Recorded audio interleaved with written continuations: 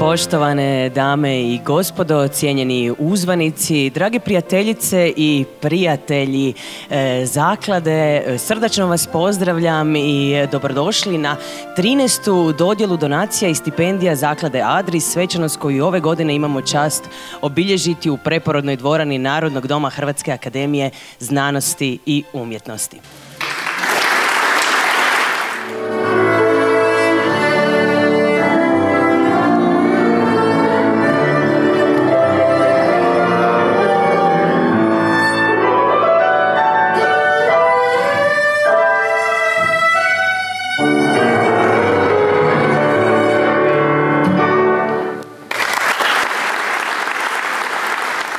Dame i gospodo, dragi prijatelji zaklade Adris, nekako se uvriježilo, postalo lijepom navikom da na ovom znakovitom mjestu hrvatske povijesti, ovdje u preporodnoj dvorani, slavimo pamet. U svojevrsnoj opreci s duhom vremena, u kojem često praznikuje beznačajnost, ustrajali smo u poticanju kulture izvrsnosti, znanja i solidarnosti u hrvatskom društvu. Zagovaramo učenje, rad i zauzeto za opće dobro. Svjesni smo dramatičnih klimatskih promjena u svijetu, izazova umjetne inteligencije, migracija. Svjesni smo i demografskih teškoća u nas.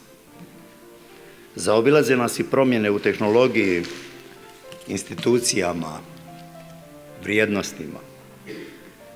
Hrabri nas, međutim, činjenica da uspješni u znanosti i kulturi, gospodarstvu i socijalnoj uključenosti ne pristaju na osrednjost i manjak ambicija. Htjeli bismo da u našoj ostavštini bude pohranjeno da smo se kladili na pametnu i kreativnu Hrvatsku, na budućnost,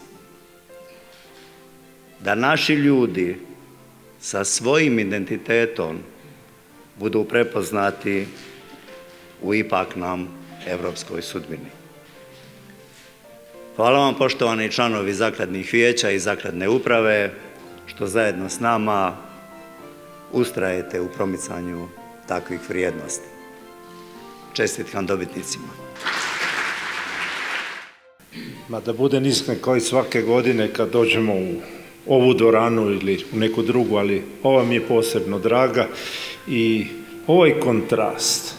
Imamo neku robot ruku, imamo preporodnu dvoranu, imamo nas koji smo došli slaviti dodjelu financijske podrške ljudima koji su odabrali život koji nije ugoda, nego koja je misija. Život koji će biti bogat. I onda idemo pogledati opet ovu dvoranu i ovaj simbol budućnosti iza i na neki način osjećam se neugodno. Osjećam se da smo izgubili jedno stoljeće. Znači, ljudi koji su gradili ovu dvoranu, koji su sanjali Hrvatsku, unutra oni su čak i uspjeli. Hrvatska je početkom 20. stoljeća bila naprosto sjedila za stolom sa najnaprednijim nacijama svijeta. Znači, Mohorovičić i sve ono što znamo unutrašnjosti zemlje. Penkala, onaj Elon Musk tog vremena. Znači, mi smo bili zapadna obala carstva. Ono što je Kalifornija, u Americi mi smo bili u Austro-Ugarskoj monarhiji. Penkala je došao u Zagreb i nije htio otići, a greškom došao u Zagreb, zato što je ovo bilo jedno mjesto za živjeti. I onda smo postali prosjek. I onda smo počeli gledati na istok umjesto prema Beču, Pešti, Parizu i Londonu i onda smo naprosto izgubili jedno stoljeće. I onda se desilo ono, i tu se moram dovezati na gospodina Antu Vlahovića, koji je spiritus movens ne samo ove priče. Mi sad kad idemo pogledati što se to dešava okolo, mi u stvari slavimo izvrsnost tu. I mi smo odlučili da mi ne spadamo na istok, da se mi vraćamo na zapad. Društvo to radi dosta sporo, ali radi. I mi ovdje imamo situaciju gdje je izvrsnost ne pojam, to je stil življenja. Znači, zaklada Adris ne bi bila nastala da sam Adris nije stil življenja izvrsnosti. Kad idemo pogledati projekte koji su to, ono što se dešava sa novim projektima, to je daleko iznad onog prosjeka koje se očekuje od nas u onom sustavu koji je bio.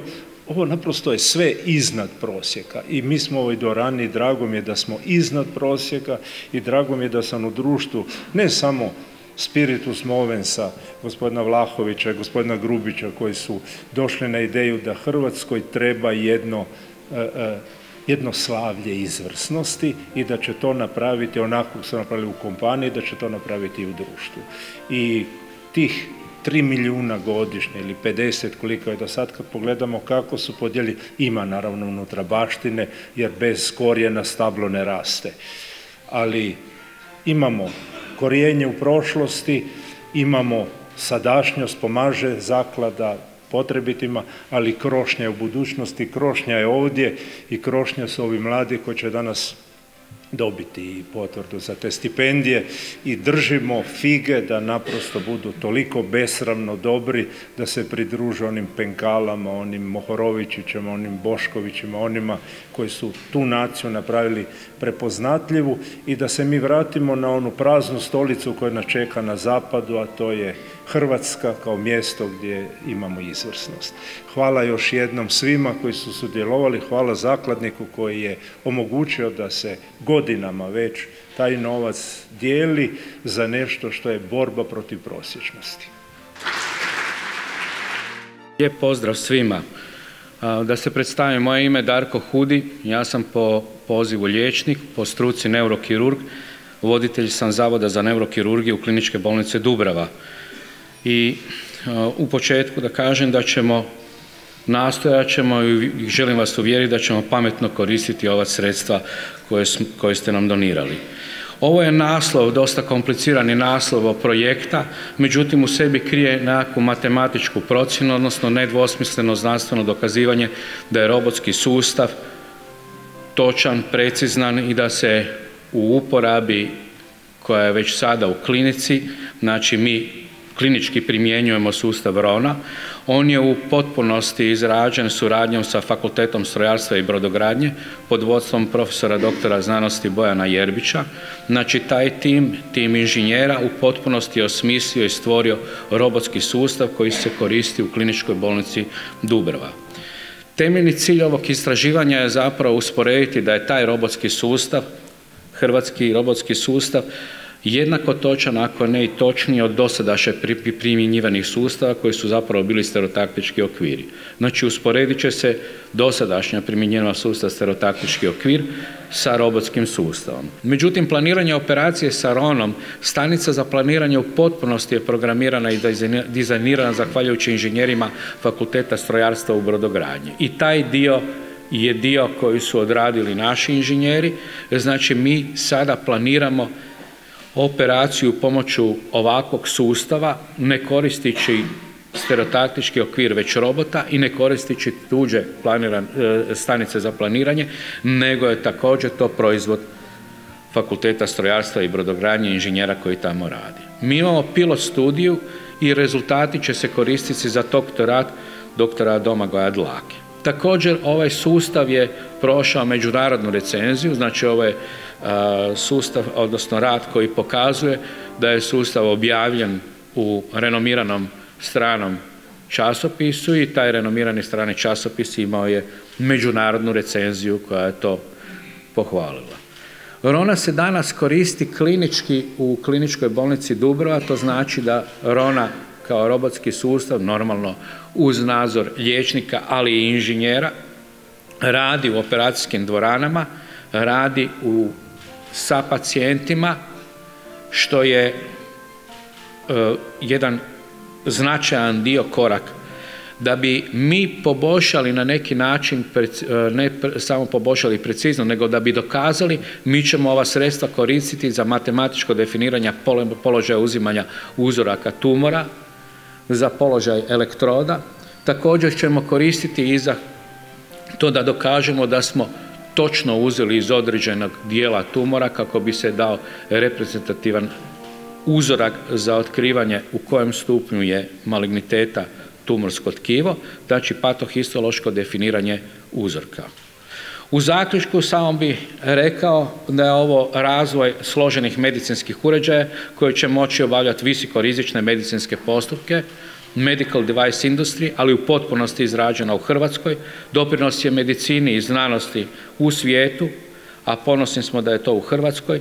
Stvarat će se uvjeti za integraciju inženjera, odnosno politehničkih fakulteta i medicinskih fakulteta. Zahvaljujem se Adris grupi u ime Sveučilišta u Zagrebu, Medicinskog fakulteta, Kliničke bolnice Dubrava, Hrvatskog instituta za istraživanje mozga i Fakulteta strojarstva i brodogradnje. Hvala vam puno. Što se tiče očekivanog znanstvenog doprinosa, očekujemo da će ovo istraživanje pokazati da li se razina alfa-satelitske DNA u krvi može koristiti kao dijagnostičko-prognostički ili terapijski krvni molekularni biomarker raka prostate. Ukoliko se naši rezultati pokažu da postoji ta razlika, jednostavnom krvnom pretragom će se moći dijagnosticirati i pratiti tijek bolesti, te smatramo da će to biti doprinos boljem izlječenju od raka prostate. U ovom istraživanju sudjeluju različite institucije. U prvom redu je to Klinika za onkologiju i nuklearnu medicinu KBC-a Sestre milosrdnice koju vodi profesorica doktorica Ana Frebe. Zatim je tu Hrvatski zavod za transfuzijsku medicinu koji osigurava kontrolne uzorke i na kraju to je naša istraživačka skupina u Laboratoriju za evolucijsku genetiku Instituta Ruđer Bošković u kojem sudjeluju dr. Isidoro Feliciello, magistar Antonio Sermek, doktorica Đurđica Ugarković i magistar Sven Ljubić koji se kasnije priključio. I u ime svih istraživača, odnosno naših istraživačkih institucija, zahvaljujemo Zakladi Adris što je prepoznala naš projekt, što nam je omogućila da nastavimo ovo istraživanje i nadamo se da će naši rezultati opravdati povjerenje koje su nam ukazali. Hvala vam lijepo. Sportska arhitektura akademika Borisa Magaša, arhitekta i teoretičara arhitekture, zaokružena je cjelina njegovog opusa. Ljubitelj vrsnoće i zaljubljenik u hrvatski identitet stvarao je arhitekturu druge polovine 20. stoljeća koja je obilježila naš prostor.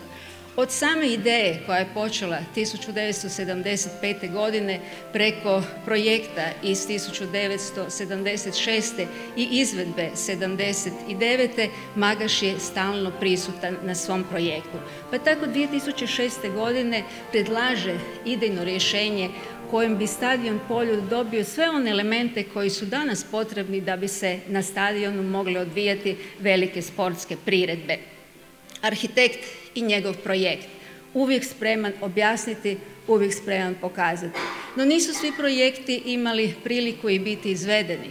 Neki su zastali na pola puta u ladicama ili rolama, neki na CD-ovima ili u cloudovima, ma gdje oni bili. Pa tako imamo nekoliko projekata koji nisu izvedeni. Gradski stadion Jarun iz 1998. godine slijedi ideju koju je počeo razvijati na Poljudu. Isto tako stadion na Kantridi, stadion na Kajzerici i prijedlog stadiona Lapad u Dubrovniku. Zadnji njegov projekt je stadion na Rujevici iz 2006. godine.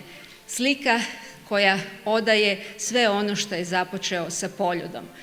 Kružni tlocrt, plitica, natkrivene tribine i još jedan krasni akcent, jedan stup koji je upet u konstrukciju. Bez zaklade Adris ne bi mogli ostvariti ovaj projekt. Hvala vam puno što ste omogućili da pripremimo knjigu autora Arijane Štulhofer i Hrvoja Vukića i ostanemo dio hrvatskog identiteta i onoga što moramo čuvati za budućnost. Hvala vam. Nama kao znanstvenicima ova metoda donosi još nešto, a to je dostupnost samog uzorka za biološku analizu. Dakle, naša osnovna ideja je u stvari iskoristiti taj ugrušak izvađen iz mozga kao biološki materijal i u njemu analizirati sfingolipide, odnosno napraviti sfingolipidni profil. To bismo napravili na način da bi usporedili sfingolipidni profil u moždanim ugrušcima i usporedili bismo ga sa sfingolipidnim profilom iz krvi. I vjerujemo da bismo time možda mogli dobiti informacije da neki od tih sfingolipida posluže kao potencijalni biomarkeri, primjerice u prevenciji moždanog udara. U samom ovom projektu ono što želimo postići je razviti metodu kojom bi se iz krvi pacijenta pomoću sfingolipidnog profila moglo odrediti biomarkere i eventualno pomoći doprinijeti prevenciji moždanog udara, potencijalno prognostici, dijagnostici i eventualno čak i samoj terapiji moždanog udara. Dakle, ovo naše istraživanje provest će se na Zavodu za kemiju i biokemiju na Medicinskom fakultetu prvenstveno, u suradnji sa Institutom Ruđer Bošković i u okviru dva jedina referentna centra Ministarstva zdravstva Republike Hrvatske za liječenje moždanog udara mehaničkom trombektomijom, a to su KBC Sestre milosrdnice i Klinički bolnički centar Zagreb. Pa bi se stoga posebno zahvalila svim našim suradnicima na ovom projektu, ali istaknula bi naše interventne neuroradiologe koji svakodnevno ovom metodom spašavaju ljudske živote i bez kojih ovo naše istraživanje ne bi bilo moguće. Posebno hvala Zakladi Adres što je prepoznala potencijal ovog našeg istraživanja. Iskreno se nadamo da ćemo opravdati vaša očekivanja. Hvala svima na pažnji. Jezik je časopis za kulturu hrvatskog književnog jezika, dakle časopis koji po svojoj vokaciji pripada u krug europskih časopisa. Naime, skoro svaka europska država ima časopis koji se skrbi o nacionalnom jeziku, pa tako i naš časopis Jezik, pa Hrvati tu ne zaostaju. Krilatica je našeg časopisa Hrvatski se jezik voli znanjem. Naime, iako smo svjesni da Hrvati svom jeziku ponajprije pristupaju srcem, nije dovoljno voljeti nešto da bi to opstalo i razvijalo se. Zbog toga nastojimo biti izrazito stručni, izrazito znanstveni u pristupu hrvatskom jeziku. Evo, čuli ste da je časopis Jezik duboko ukorijenjen u tradiciji, otvoreni smo prema novom, radimo na prepoznatljivosti hrvatskog jezika u domovini i inozemstvu. Zahvaljujemo Zakladi Adris što nas je uočila i što nam je pomogla da dalje izlazimo, jer bez njih bismo doista mogli staviti ključ u bravu. Hvala najljepša.